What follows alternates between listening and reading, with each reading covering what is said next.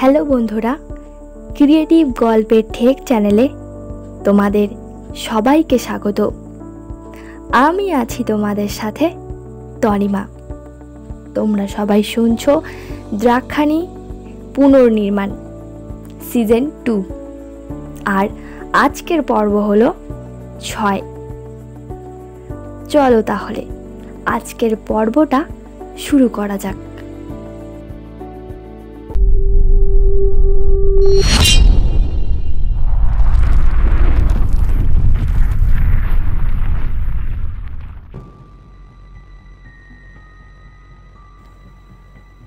রাজন ত্রিশূল দিয়ে নিজেকে প্রবল বেগে আঘাত করার চেষ্টা করলেন।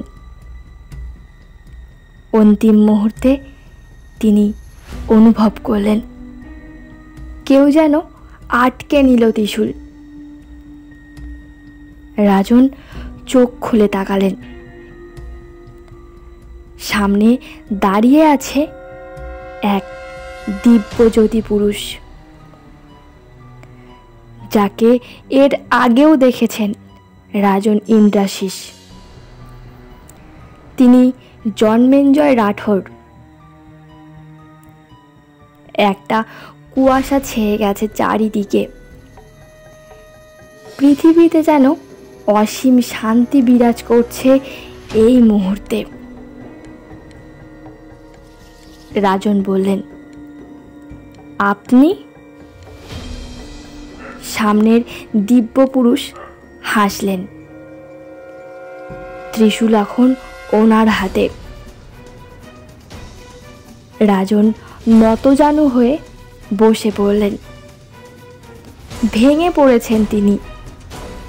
এক অসীম কষ্ট যেন তার ক্ষত্রিয়তার বিনাশ ঘটিয়ে দিচ্ছে। জন্মেঞ্জয়ের রূপ পাল্টে গেল মহাযোগী রূপে। যোগী বললেন, কিসের এত মোহ রাজন? প্রজা তো রাজার সন্তান। তাদের জন্য তাদের পিতা না ভাবলে আর কে ভাববে?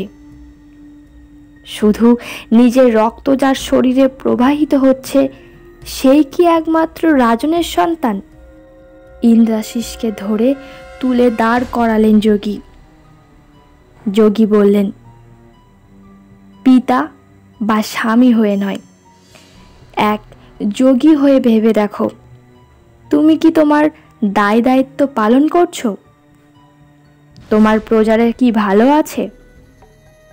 তুমি যা করছো সেটা কি উচিত হয়েছে? রাগে অন্ধ হয়ে স্ত্রীকে কারাবাস দেওয়া কি ন্যায় বিচার? রাজন হাত জড়ো করে যোগীর সামনে দাঁড়িয়ে বলল, আপনি আমাকে জন্মেঞ্জয় রাঠোর রূপে দর্শন দিয়ে ধন্য করেছেন। আমি ধন্য হয়েছি, কিন্তু এ আপনি কি বলছেন? আমার প্রজারও তো বাস্তবেই আমার সন্তান। তাই তো তাদের আমি আমার ভ্রাতা চণ্ডর হাতে সঁপে এসেছি। সে নিজে আমাকে জানিয়েছে, আমি যতদিন না ফিরে আসি, সে আমার প্রজাদের মধ্যে তাদের প্রজাপালক রাজা হয়ে থাকবে। আর উর্মিমালার তো দায়িত্ব ছিল আমাদের সন্তান রুরুর প্রতি, কিন্তু তিনি বিলাস জীবন নিয়ে এতটাই অভ্যস্ত হয়ে পড়েছিলেন যে একমাত্র সন্তান বাঁচল না মরল সে খেয়াল ওনার ছিল না। অথচ আমি আগেও ওনাকে জানিয়েছিলাম, একমাত্র রাজমহিষীর জীবনযাপন যদি উনি করতে চান, যা অবশ্যই ওনার অধিকারের পর্যায়ে পড়ে, তো তার জন্য রাজপুত্রের দায়িত্ব তিনি যেন দাসীদের হাতে সমর্পণ করেন। উর্মিতা করেনি। সে নিজ দায়িত্ব পালনের সিদ্ধান্ত নেয় সন্তানের জন্য। ফলপ্রসূ আমার সন্তান হারিয়ে যাওয়া। কেন ফিরব আমি দ্রাক্ষা? দেবী দ্রাক্ষাণী পর্যন্ত আমার সন্তানকে রক্ষা করেননি। তিনি কুলদেবী হয়ে বারবার শুধু আমার কাছ থেকে আমার আপনজনদের ছিনিয়ে নিয়েছেন। যোগী রাজনের চোখের ওপর হাত রাখলেন, যেন সাথে সাথে সমস্ত ব্রহ্মাণ্ড উন্মোচিত হতে শুরু করলো রাজনের সামনে। তিনি একই দেখছেন, চণ্ড ওনার সাধের প্রজাদের সাথে একই করছে। শুল যা এই সাম্রাজ্যের জন্য বর্জিত তার ব্যবহার করছে। রাজনের সেই প্রিয় রাজকক্ষ, যেখানে অতিবাহিত করেছেন তিনি উর্মির সাথে মধুর দিন, সেই কক্ষে আজ চণ্ড তার অশ্লীল কামক্রিয়া হত্যালীলা চলছে সেখানে নির্বিচারে। চণ্ড রাজপুরুষদের উস্কাচ্ছে রাজনের বিরুদ্ধে। রাজপুরুষদের কাম ও স্বর্ণ মুদ্রা দিয়ে নিজের অধীনস্থ করতে মরিয়া চণ্ড। দেবীর মন্দিরের একই জীর্ণ অবস্থা এই সামান্য সময়ের মধ্যে। রাজন দেখতে পেলেন গর্ভগৃহ পাতালে নিমজ্জিত হয়েছে। দেবী অস্তমিত হয়েছেন। তিনি যে মহালক্ষ্মী, তার অস্তমিত হওয়ার ফল রাজ্য আজ লক্ষ্মী ছাড়া। উর্মি সে কোথায়? হ্যাঁ, তাকে তো রাজন পাতাল গহ্বরে ঠাঁই দিয়েছেন। রাজন দেখলেন উর্মিকে। উর্মির সেই রাজবেশ, সেই লালিত্য হারিয়ে গেছে। সে যোগ মুদ্রায় অবস্থান করছে। তার দুই চোখ বন্ধ, মাথায় রেশমের মতো কেশ আজ জটারাশি হয়ে পড়েছে। চণ্ডর প্রভাব বিস্তার হচ্ছে সমগ্র দ্রাক্ষা জুড়ে। সে ভীষণভাবে আঁকড়ে ধরছে জ্যেষ্ঠ ভ্রাতার সিংহাসন, যা সহজে সে কাউকে ছেড়ে দেবে না। যে পাকশালা একদিন দেবীর পকান্ন ভোগের গন্ধে মোমো করত, আজ সেখানে নরমেদ। এত পাশবিকতা কি করে সম্ভব? এ যেন একদন্তের ছায়া বা তার চেয়েও বেশি নৃশংস। রাজনের বুক ফেটে হাহাকার বেরিয়ে এলো। এ কি সর্বনাশ করলেন তিনি পুত্র শোকে অস্থির হয়ে? এক চণ্ডালের হাতে রাজদায়িত্ব দিয়ে এলেন। প্রজাদের প্রতি এই অত্যাচার, এই নৃশংসতা। কুমারী কন্যা যাদের দ্রাক্ষা দেবীর অংশরূপে বিবেচনা করে, তাদের প্রতি যৌন শোষণ। রাজন হাহাকার করে উঠলেন, মা গো মা! সন্তাপের এক ফোঁটা স্পর্শ করে গেল যোগী পুরুষকে।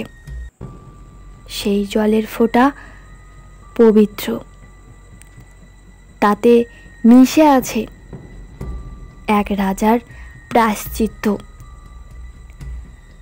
চোখ থেকে যোগীর হাত সরে গেল। রাজন চোখ মেলে তাকালেন। তিনি নিদারুণ কষ্ট নিয়ে বললেন, এ কি করলাম আমি? পুত্র শোক নিয়ে এমন একটা অন্যায় করে ফেললাম। আমি তো দেবীকে হারিয়ে ফেলেছি। তিনি রুষ্ট হয়ে পাতালে প্রবেশ করেছেন। আমি এখন কার কাছে ক্ষমা প্রার্থনা করব প্রভু? অষ্টসিদ্ধ সাধক হয়েও মোহে অন্ধ হয়ে সব কিছু অদেখা করলাম, অর্ধাঙ্গিনীকে ত্যাগ করলাম, প্রজাদের সংকটে ফেললাম। দেবী আমাকে ক্ষমা করবেন না। এই সুদূর পথ অতিক্রম করে আমি আপনার দর্শন পেয়ে ধন্য। তবে আবার এত পথ অতিক্রম করে দ্রাক্ষা পৌঁছাবার আগেই হয়তো মূর্খ ক্ষমতালোভী ওই পিশাচ চণ্ড সব কিছু শেষ করে দেবে। যোগী বললেন, অর্ধাঙ্গিনী একটি শব্দেই হাজার উত্তর। অর্ধাঙ্গিনী আর অর্ধনারীশ্বর, অর্থাৎ ব্যক্ত করতে হবে তোমাকে রাজন। এখন অষ্টসিদ্ধ সাধকের কাছে এটা পরীক্ষা। সফল হলেই সামনে সকল পথ খুলে যাবে। রাজন, মন বড়ই চঞ্চল। আমি তো কিছুই বুঝতে পারছি না দেব, আমায় পথ দেখান। যোগী বললেন, ঈশ্বর নিরাকার। মানুষ নিজের মানসপটে কল্পনা করে তার ছবি এঁকেছে। মূর্তি কখনো ঈশ্বরত্বর সংজ্ঞা নয়। তুমি ভেবে দেখো, উত্তর পাবে ঠিক। আমি এই কেদার পথ এই মুহূর্ত থেকে এতটাই দুর্গম করছি যে সাধারণ মানুষের এখানে পৌঁছানো সম্ভব হবে না। তুমি যোগ মুদ্রা ধারণ করার পর উত্তর খুঁজবে। তোমার সমস্ত রিপু ত্যাগ করে নতুন করে শুরু করতে হবে। আগামীকাল পর্যন্ত সময় পাবে। ততক্ষণ পর্যন্ত প্রবল হিম শীতল বায়ু আর খারাপ আবহাওয়ার কারণে কেউ এই কেদার পর্যন্ত পৌঁছতে পারবে না। কালচক্র পর্যন্ত নিয়ন্ত্রণ করছি শুধু তোমার জন্য। সবাই এখন কাল নিদ্রায় মগ্ন হব। যে যোগী পুরুষ, শুধু তাকে এই কালচক্র আবর্তনে ফেলা সম্ভব নয়, সেও পৌঁছতে পারবে না, কারণ দুর্গম পথ চলা সম্ভব থাকবে না আর। প্রবল হিম শীতল বায়ুকে জিতে এই কপাটের বাইরে যদি উত্তর পেতে পারো, তো কপাট খুলে আমার কাছে এসো। ধর্মের ওপর অধর্মের জয় কোনো দিন সম্ভব নয়। তবে ঈশ্বর নিজ উপস্থিতি তো সবসময় রাখে না। তোমার কাজ তোমায় করতে হবে। রাজন দেখলেন যোগী অস্তমিত হলেন। কেদারনাথ মন্দিরের কপাট নিজে থেকেই বন্ধ হয়ে গেল। শুরু হলো হাড় কাঁপানো শীত আর হিমেল হাওয়ার তাণ্ডব। রাজন বসলেন কপাটের সামনে। কানে ভাসছে দুটি শব্দ, যার মধ্যে নিহিত আছে উত্তর, অর্ধাঙ্গিনী আর অর্ধনারীশ্বর।